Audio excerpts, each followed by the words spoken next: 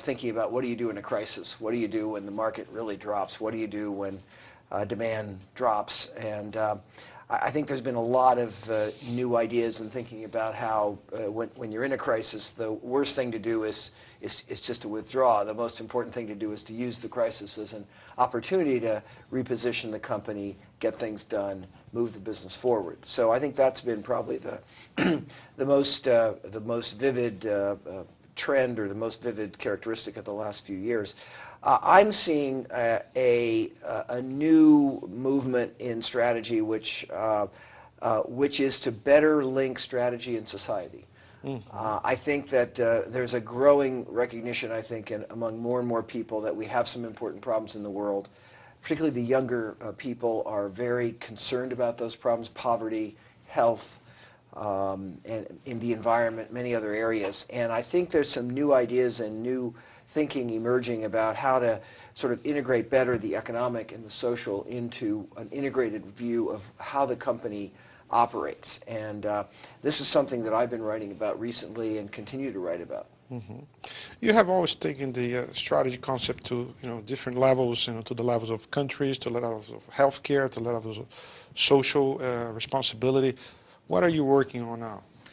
Well, the healthcare problems in virtually every country in the world are still keeping me very, very busy.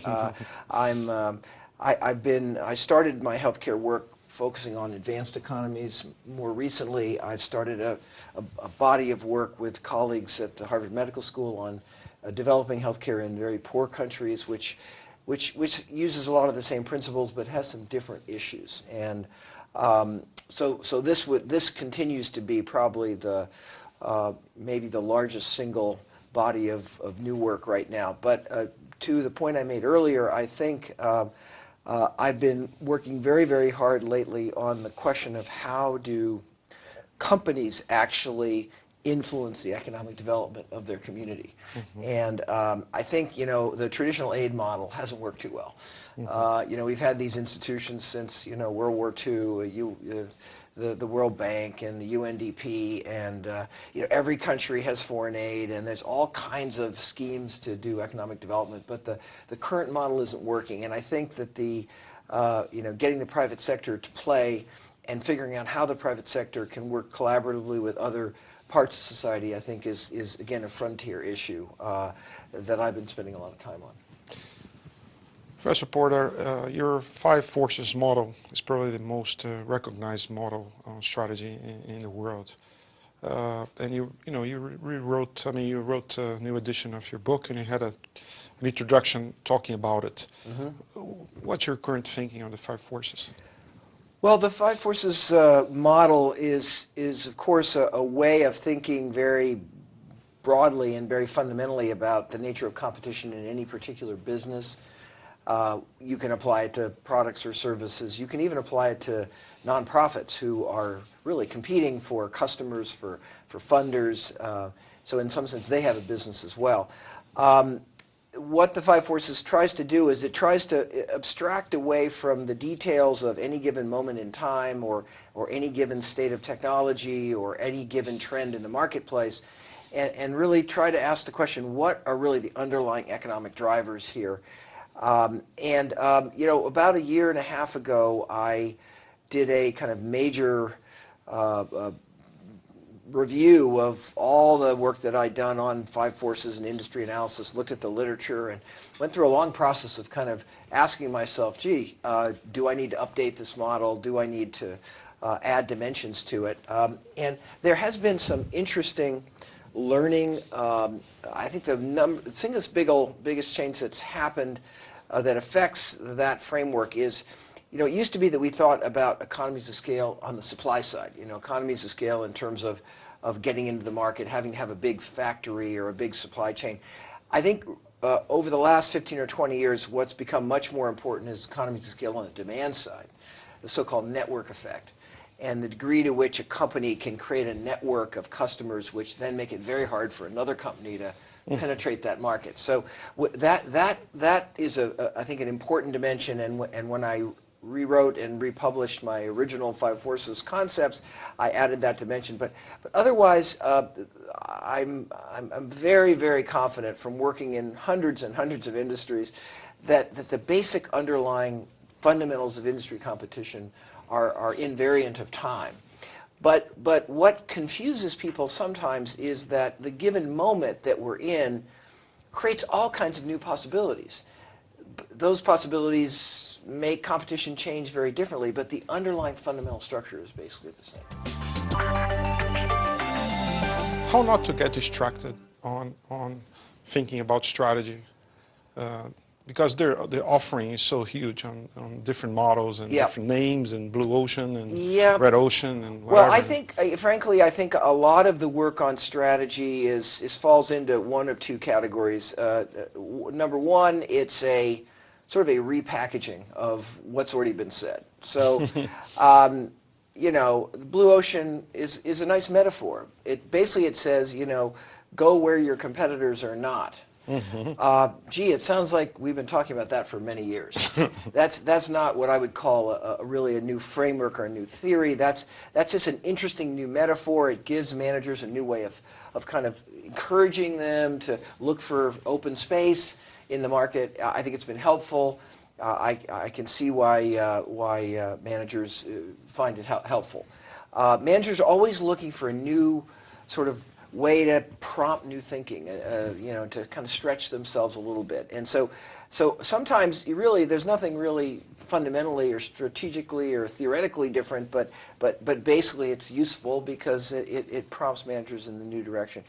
The other tendency in the field of strategy is to pick on one trend and make it into a whole theory. So whether it's execution or outsourcing or globalization or bottom of the pyramid, there's a lot of work in the field that really doesn't try to capture the, if you will, a holistic view, but tries to identify important critical areas that need attention, that are part of the whole, but they need more attention. So again, I think the bottom of the pyramid type work is very helpful because there's an enormous market, and most companies, certainly from the advanced world, don't really think about that market. They don't think about that as an opportunity. They just resell the same products they produced, you know, in New York City. And it's actually very challenging to rethink your product for a very different customer set. So I think that's been very useful work. So I find, I don't think there's too many new comprehensive views of strategy right now, but I think there's always going to be, the market for ideas is a very efficient market, and there's always people out there with ideas, and business people are hungry for new ways of thinking. So I think the field is pretty healthy, but I wish we would see a little bit more fundamental research, and I wish the academic community, frankly, would get back into the strategy debate a little bit more vigorously. Most of the work that's related to strategy over the last 10 years or so has been done really outside of the academic. It's been done by journalists. It's been done by, you know, thoughtful observers, consultants, and I think the academic sort of scholarly approach that really looks at rigorous data and uses rigorous methods and draws on kind of discipline frameworks is a very powerful tool. There's still lots of questions to be asked about strategy that and answered. One of the biggest nightmares of all managers is probably making your strategy work. You know, what you call implementation. You call that implementation many years ago. People are talking about execution, right? There's an example of how an idea that's an important idea gets kind of repackaged so that it's more vivid and fresh, and that happens a lot. And how to implement your strategy or how to execute your strategy, what are the factors that you have to think to not get lost in the way? Well, I think first of all, you know, there has to be clarity on what the strategy is and what we mean by the strategy. And as you know, because you and I spend time together a lot, there's a lot of people that use the word strategy to mean a lot of different things. And so I think that frankly, one of the key steps in successful strategy is to get everybody on the same page and have a common understanding of what you're talking about. And that leads to really a second sort of critical area, which is communication. That is that lots and lots of people in the organization have to understand the strategy. They have to understand, who the target customer is, what needs the company's trying to meet, how it's trying to be unique, how it's trying to deliver something different, how that compares to the rivals. And that's just not the top management that needs to know that. It's the person that's making the sales call needs to know that. The person that's answering the phone, at the call center, needs to understand that. The person that's out there in the laboratory trying to develop the next product in the product line. So I think, first of all, common understanding, common framework for thinking, then very clear communication, and this is where the CEO or the leader is particularly responsible. The CEO has to be repeating over and over again, here's what we are, here's why we're different, here's what we're trying to distinguish ourselves in doing. And then I think making sure that you have metrics for measurement that are actually tied to your strategy, not just general metrics that sort of everybody uses or any company could use. And by the way, the capital markets, the financial markets, tend to impose general metrics on the company. They tend to use certain metrics, sales per, same store sales or revenue per employee. They tend to use general metrics and really apply those to every company in the sector or field. A good strategy requires really metrics tailored to the particular strategy. So if HSM, your company that's putting on these wonderful events around the world that I'm participating in many times, there's an organization that's really seeking a senior management audience that's trying to provide really the best ideas. It's trying to provide an incredible customer experience for the participants. It's trying to get the most cutting-edge speakers. Each of those determines some metrics that you would want to measure to see whether you're actually achieving the goal. So you've got to get this general kind of vague notion of strategy, and you've got to make it as concrete as possible and as clear as possible to as many people as possible in both qualitative and quantitative ways. And then I think also, good leaders live out the strategy themselves in the way they behave and how they spend their time. And I've seen many cases where you'll see a good leader take a seemingly minor step, but the step just sends an incredible message about the strategy. So, serving a customer, a step to serve a customer, where the leader will actually go the extra mile himself or herself to actually serve the customer in the way the company wants to stand for. So, I think this issue of execution or implementation or realization or whatever we want to call it is I think now one of those areas that's just as important in a way as coming up with the strategy itself. That's part of just shifting subjects a little bit, talking about the United States. You wrote a few months ago a wonderful article that appeared on the cover of Business Week with proposition for a competitive model for the United States, which has suffered a little bit. So the first question is, has the United States lost its strategy a little bit?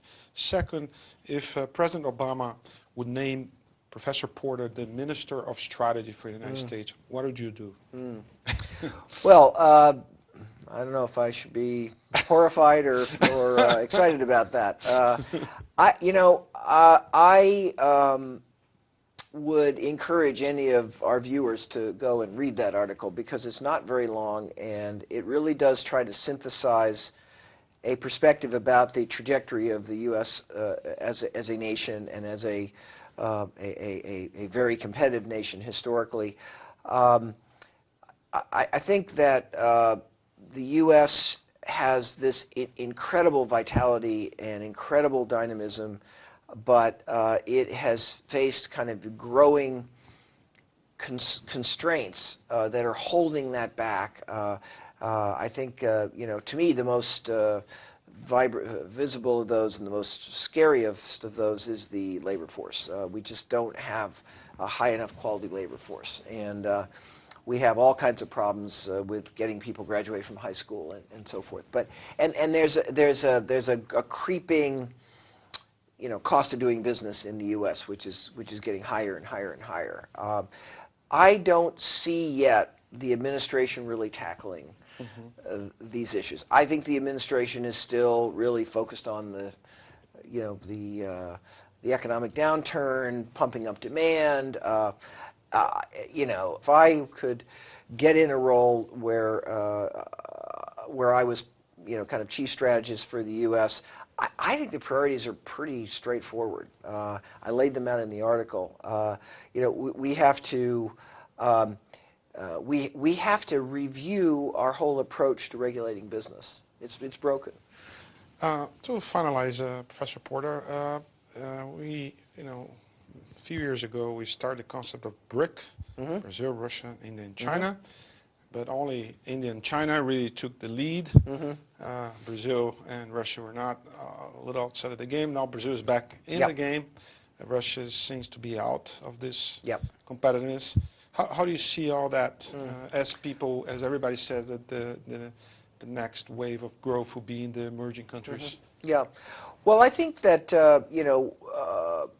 I think you're correct in that of the so-called BRIC countries. I think the one that's clearly the caboose on the train, that's not moving, is Russia. Russia's still stuck in the same broken, resource-driven, top-down, socio-political, economic time warp that and hasn't really taken many of the steps necessary to create a really competitive economy. Ironically, Russia could be an innovative powerhouse. Russia has a lot of best scientists and the best technology and the best engineering and the highest level of education and PhDs and so they have these precious assets, that all these other countries would just die for. But yet the system is completely dysfunctional, and it's not that Russia's a big country. There's a lot of resources there. There's a lot of money being made in Russia, but Russia's not going anywhere right now. This new president is actually starting to talk in an encouraging way, but Russia has lost 4 or 5 years. That they started some reform and then when they got rich again, quote unquote, because the oil price went up and resource price when they got rich again, they stopped really reforming. Brazil, I think, is now finally, I think, taken its place as a true BRIC country. I think, as we were talking earlier, I think Brazil's on the move. I think Brazil has pretty stable leadership. I think Brazil has a strong base of talent and skill and entrepreneurship and innovation. I think Brazil has the advantage over China of much more pluralism, much more democratic, much more open, much more bottoms up. I think that will stand Brazil in good stead. I think, again, Brazil, to me, the biggest weaknesses of Brazil are this kind of deadening bureaucracy and complexity that surrounds everything. I mean, I went through the airport in São Paulo today, and it was an embarrassment. I mean, it wasn't a first world country; it was a third world country. It was like being in Africa. It was poorly managed. The people were the supervisors were standing around. They weren't working. There was no concern about the passenger experience. There was no concern about efficiency. There was no concern about using people's time. It was just acting out the same old, tired, third world type approach. And that mentality is still too strong in Brazil. It's particularly in government. And so I think, whereas China is much more action oriented. They fix things. They change things. Sometimes they trash, human rights in the process, which makes us all uncomfortable. India lumbers along with a lot of complexity. But Brazil should be able to make much more rapid progress than India. India is hugely complicated compared to Brazil, and so the question is, how can you kind of preserve the stability in policy, but yet start to deal with some of these things that now are the new challenge. It used to be in Brazil, it was the challenge was just having basic stable policies and having sound macro and all that. Brazil's got all that. Now we got to move to that next level. So I think Brazil's going to do very well. It is doing very well, and but I hope that the Brazilian business community and the kind of greater civic society here will not get too satisfied. You know, it worries me a little bit that too many Brazilians have their chests stuck out now, and that's always a little bit dangerous in any country. That's right. Professor Porter, thank you so much for your contribution to our viewers, and appreciate your coming to Brazil again. My pleasure, Jose. Thank you.